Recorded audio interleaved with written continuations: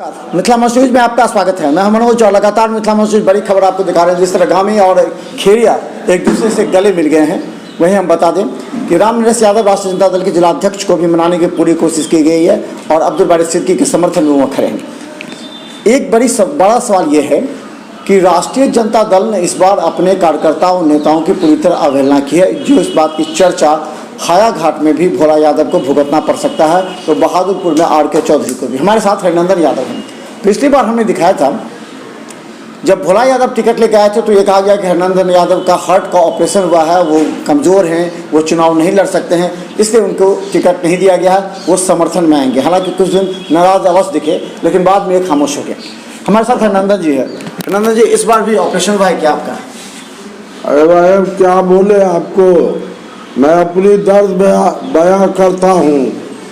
ये भोला यादव जी माननीय बन गए और हमको जो अंधेरा में रखे, हमको कहे जो आप हायाघाट से लड़िएगा, हम यहाँ से लड़ेंगे। हम कहिए या आप जो यहाँ से लड़िएगा से जनता से पूछे हैं, 5 साल बिता दिए और कोई खास काम नहीं किए किसी का, तो आप जाइए हायाघाट, हम रहेंगे बहादुरपुर में। ये तयशुदा बात करके एक ऐसा छिटकी मारे हमको, जब चित कर दिया हमको बुढ़ापा में। हम हायाघाट में थे तो परिसीमन हो रहा था, तो हम हारे हुए थे, फिर भी हम दिल्ली गए, हनुमान नगर को हम बहादुरपुर में जोड़ा। इसलिए सीधा ब्लॉक हो गया कि 35 वर्ष से बहादुरपुर की भी था, बंधक था। फिर भोला बाबू आए पटना से और हमको जो है से झूठ बोल के अधिकार में रखा। आज किसी बाहरी आदमी को दे दिया टिकट, हम वहाँ पहुँचे, फाटक धमे धक्का मार के तब मुलाक वहाँ तभी और हमारे सामने में उनको दे दिया। हमको हमारा तो हाथ नहीं फेल किया, यही जो है सो बहुत बड़ी बात है। पिछले बार भी आपको कहा गया था कि आपका हार्ट का ऑपरेशन हुआ है, और सबसे बड़ी बात जो है हरिनंदन यादव जी के साथ कि इनका जो घर है वो मुख्य केंद्र है, आगमन केंद्र। अब्दुल बारी सिद्दीकी अगर चुनाव लड़ने के लिए सिंबल लोकसभा का आए तो इन्हीं के घर के पास कार्यक्रम होता है। ललित यादव आते हैं तो उन्हीं के घर के पास कार्यक्रम होता है। सब इनको कार्यक्रम स्थल, आपका केवल घर कार्यक्रम स्थल बन गया है क्या? हम समझे नहीं बात। तो इस परिस्थिति में हम जो है सो वहाँ से चुपचाप आए, हम इनको खोजते रहे, लेकिन इन्होंने अभी तक हमसे हमारी बात को सुनने के लिए कहीं तैयार नहीं हुआ। तो हम कहले चलो बुढ़ापा में जनता की अदालत में, जनता से पूछ लेते हैं। 1 सप्ताह से जनता में हम ऐसे घूम रहे, पूछ रहे हैं, वो कोई हो, हिंदू हो मुसलमान हो, सबसे मेरा आग्रह निवेदन कर रहा हूँ जो क्या करें हम। तो सबने एक तरफ से कह रहा है आप खड़ा हो जाइए। यही विधानसभा क्षेत्र हायाघाट था जहाँ से माननीय उमाधर बाबू 2 बार बिना टिकट के जीते। हम जो है से टिकट लेके आरजेडी के 3 बार जीते। मुझे अफसोस है कि आरजेडी के हुक्मरान अभी रांची में है, उससे पूछा तो कहा जो ठीक है आप बहादुरपुर छोड़ दीजिए और हायाघाट से खाली है वहाँ तैयारी कीजिए। सब कुछ तैयारी है, मैं तो हायाघाट घर है, वहाँ से 3 बार जीते हैं।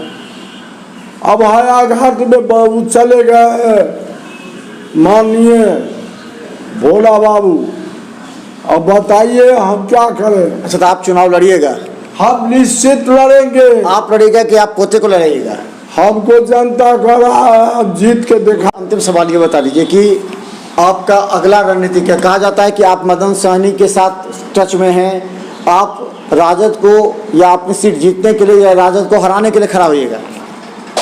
हम कहते हैं मदन सहनी भी 5 साल था, भाग गया और गौरव राम से जीत गया, वो कैबिनेट मिनिस्टर है, वो क्यों वहाँ से भाग रहा है?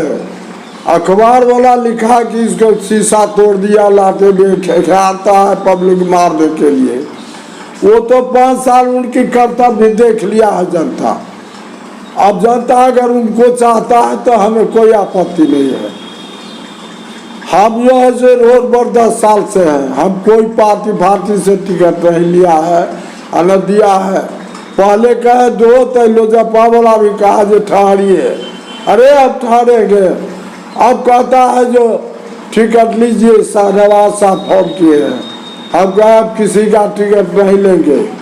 राम कृपाल जी पटना बीजेपी से फोन किए हैं कि हयाघाट खाली हो गया, वहाँ आप टिकट लीजिए तो आ जाइए दरवाजा। हम कहे आप टिकट अपना रखिए, अपना बेटा को दिला दीजिए, हम आपका टिकट जो है सो बीजेपी का नहीं लेंगे, कोई पार्टी नहीं। तो आप लड़िएगा तो राजद यहाँ से हार जाएगी तो क्या होगा? निश्चित तौर से हम जीतेंगे। तो हम आज भी आरजेडी का नमक खा रहे हैं और उससे बदौलत हम 3 बार मेरे जीते हैं। अभी भी फिर उसी पार्टी में जाएंगे। हम विश्वास करते हैं कि जनता का जो आक्रोश है वो हमको जिता के भेजेगा, निश्चित है। कल नामांकन कीजिएगा आप? हम कल सारे लोगों से पूछा है, सब कहा कि आप नामांकन कीजिए, ऐसा मौका फिर नहीं मिलेगा, हम कर देंगे कल नामांकन। तो हम बता दें हमारे साथ हरनंदन यादव हैं, जिन्होंने आरोप लगाया कि हमेशा इनके साथ छला गया।